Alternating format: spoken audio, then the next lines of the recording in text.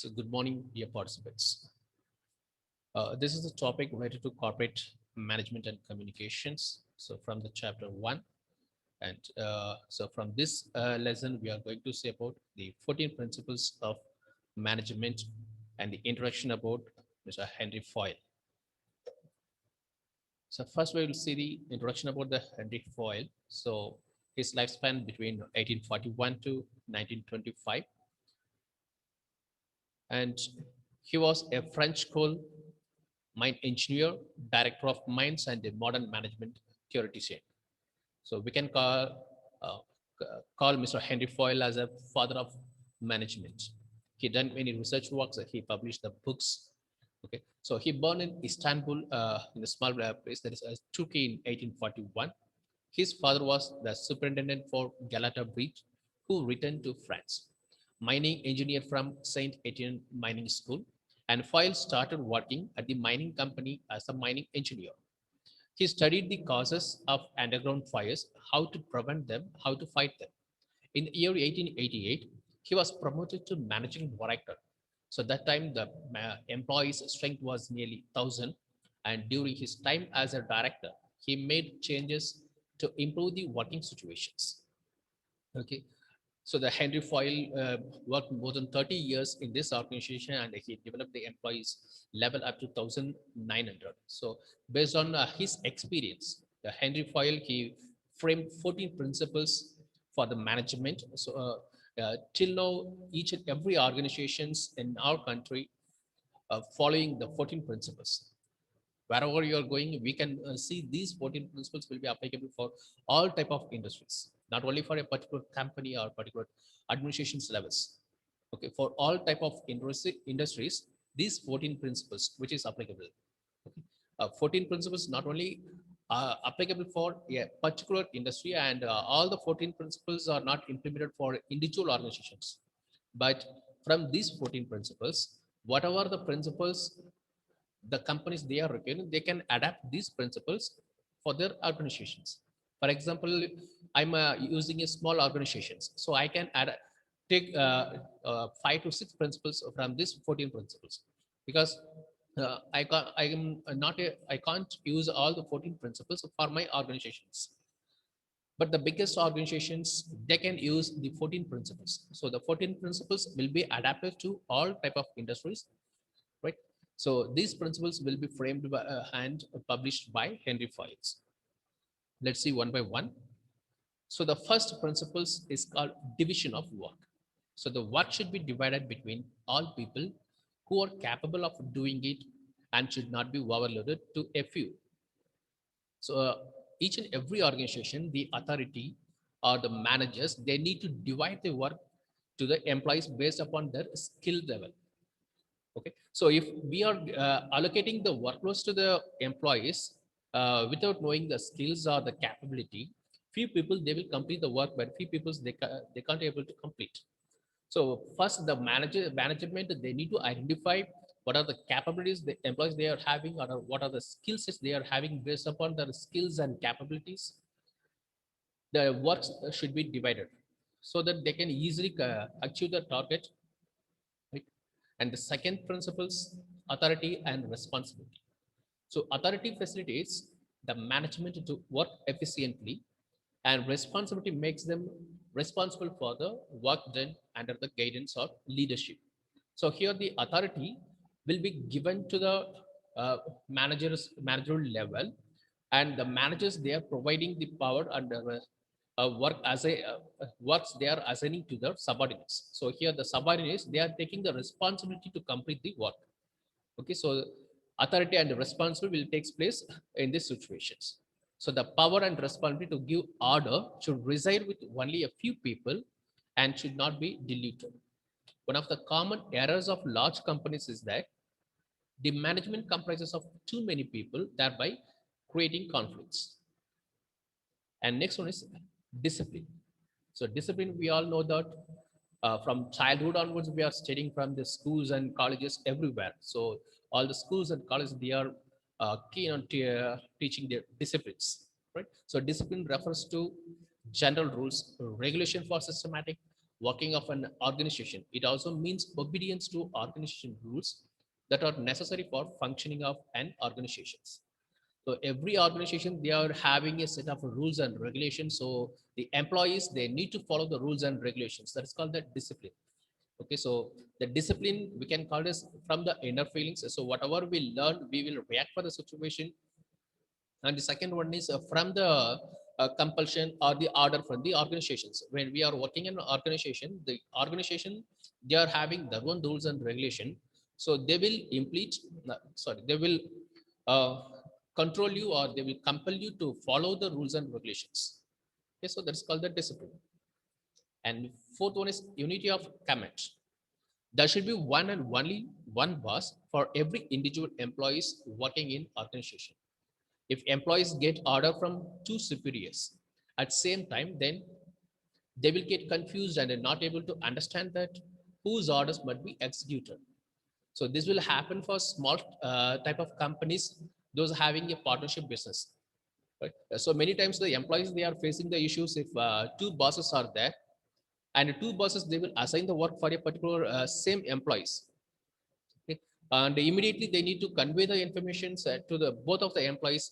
So when the decision making process will comes, one boss will take the immediate decision, the other boss, they will take later decision, but both of them, they will get conflicts because both the person, they are assigning the work to the same person, so same employee, right? So it should be avoided. So that's called the unity of command. If one boss is there, then if they are following the hierarchy, the communication process will not get any conflict, and employee, they will do the best.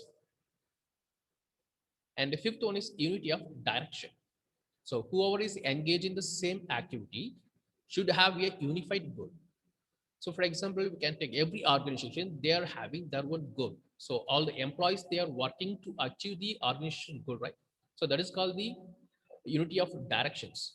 So all the employees, they are working towards to achieve the organization goals. So the organization, they are having a single goal, right? That is called the unity of direction. So this means all the person working in a company should have one goal and a motive which will make the work easier and achieve the set goal easily. If growth is the direction you are moving to, then a single executive to the CEO of the company should be performing in a manner which brings growth for the company. And this executive should be trained and managed accordingly by his managers. So unity of command avoids confusion and conflicts. It also helps in harmonious relations and fixation of responsibility. If this principle is violated, then there will be ego clashes, as employees should receive order from one boss only. So this principle helps to create peace in same level and to subordinate. The sixth one is a subordination of individual interest. So a company should work unitedly towards the interest of a company rather than personal interest. Be subordinate to the purposes of an organization. This refers to the whole chain of command in a company. The focus of the organization is on individuals who are giving their all to the company. The interest of the company should be placed above the interest of the individual. For example, at Reliance France, employees are required to give up carelessness, selfishness, lethargy, and personal interest. It ensures no ego clashes as credit goes to the group and coordination between individual and organization. And seventh principle is remuneration. Employees should be remunerated fairly to keep their motivation levels high. Right? So this remuneration may be monetary or non-monetary. The monetary compensation includes incentives, bonus, or other financial compensation. The non-monetary compensation may include rewards or recognitions. The overall pay and compensation should be fair to employees and workers to give them at least a reasonable standard of living. Remuneration paid to employees must be fair, because if employees are unpaid, they will not be satisfied, and an unsatisfied person can never contribute his maximum. So this satisfaction will lead to increase in employees turnovers. So many companies, they are having issues for this, because the employees, they are working hard and they are expecting to get the remuneration from the organization. So if the organization, suppose if they are providing remuneration for a particular people, and the other people, they will not get motivated and they will get the dissatisfaction from the organization, and the employees turnover will be happening in the organization. So the remuneration part is very important to the organization. And eighth one is centralization. So centralization refers to concentration of authority in few hands at the top level. Decentralization means evenly distribution of power at every level of management. If there are select group of people who have control, then this is known as centralization. On the other hand, if there are a higher percentage of people in the organization having control, then this is known as decentralizations.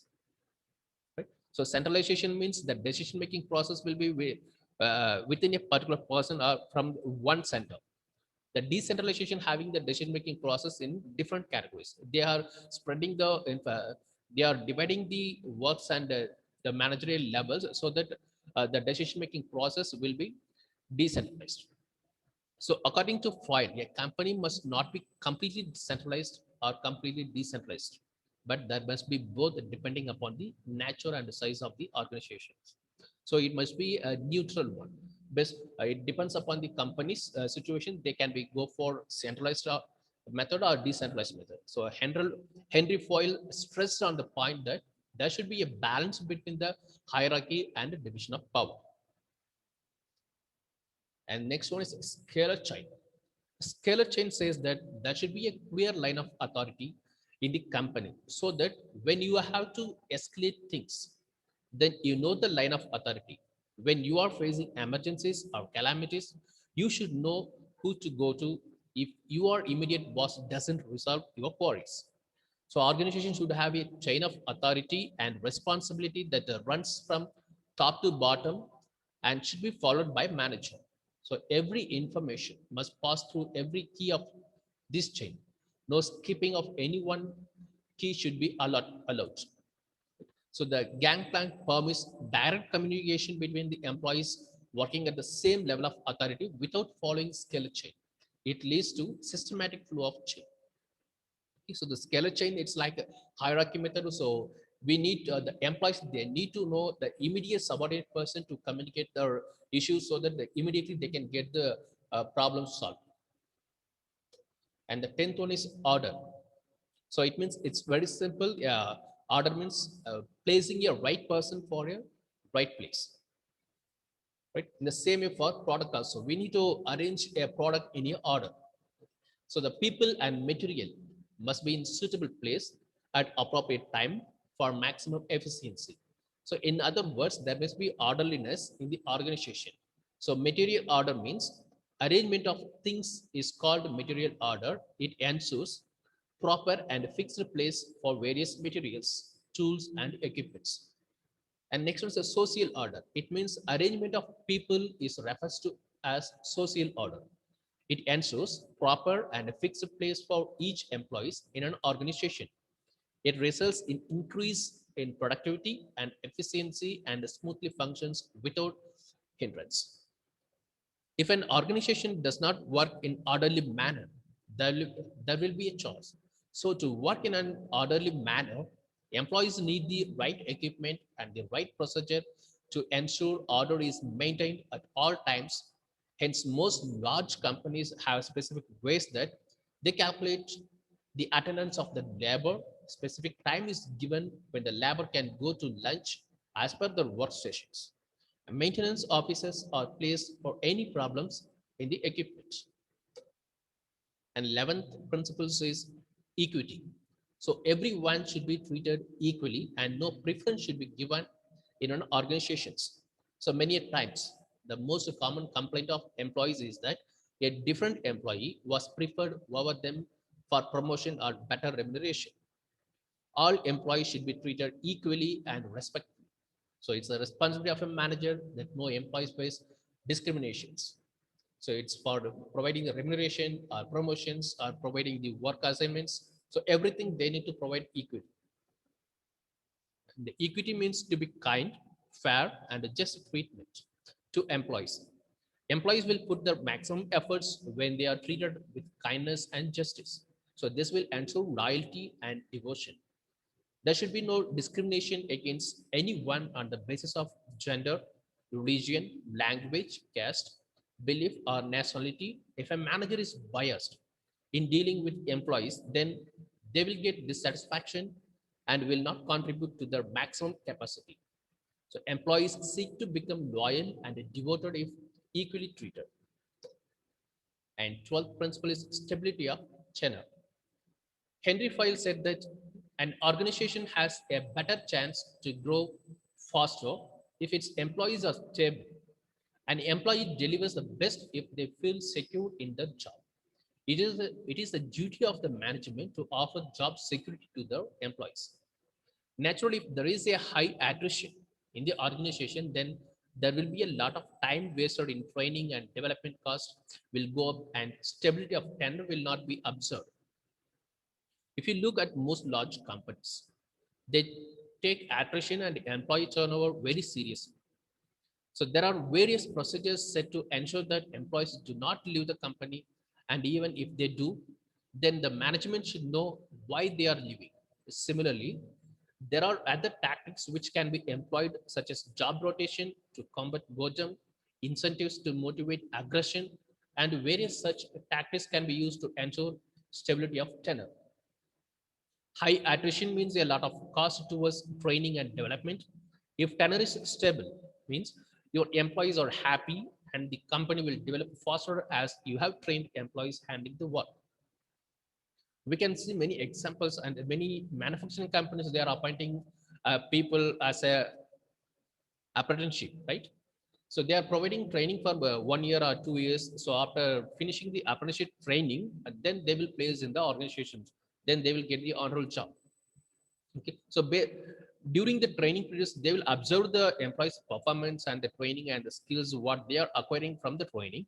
So if they are performing well, then the organization they will appoint them as a in a particular place. Suppose if the apprenticeship they are not getting full-fledged training and they are not capable to place in a particular place, so what will happen? So the whole training will be wasted for these kind of peoples. Okay. So that's why they need to familiarize and they need to standardize the stability of tenure period. And the 13th one is initiative. So as the employees are encouraged to take initiative, the innovation level of these companies is high.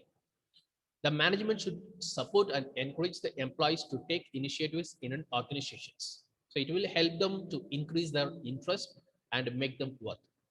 So if the in the organization, if the employees they are feel to get initiative and their ideas is supported by the management level, so that they are feel happy.